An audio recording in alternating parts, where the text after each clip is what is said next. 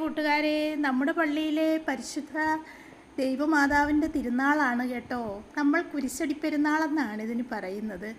October മാസത്തിൽ പരിശുദ്ധ അമ്മയുടെ തിരുനാൾ 13-ന് ആഘോഷിക്കുക പതിവാണ്.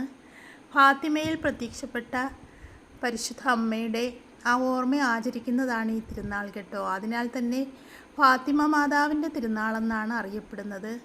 ഞങ്ങൾ കുരിശടി പെരുന്നാളെന്നും പറയും. മനോഹരിയായി ഒരുങ്ങിയിരിക്കുന്ന അമ്മയെ കണ്ടോ? അൾത്താരയും മനോഹരമായി ഒരുക്കിയിരിക്കുന്നു. വിശുദ്ധ സെബസ്ത്യാനോസും മാലയൊക്കെ ഇട്ടണിഞ്ഞൊരുങ്ങിയിരിക്കുന്നുണ്ട്.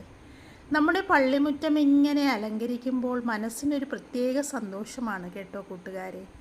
പരിശുദ്ധ അമ്മയുടെ തിരുസ്വരൂപവും വഹിച്ചുകൊണ്ടുള്ള പ്രദക്ഷിണമാണ്. അപ്പോൾ എല്ലാ കൂട്ടുകാർക്കും നല്ല ദിവസം ആശംസിക്കുന്നു. വീഡിയോ ഒക്കെ ഇടാൻ ഇപ്പോൾ സമയം കിട്ടുന്നില്ല, എങ്കിലും ഞാൻ ഇതൊക്കെ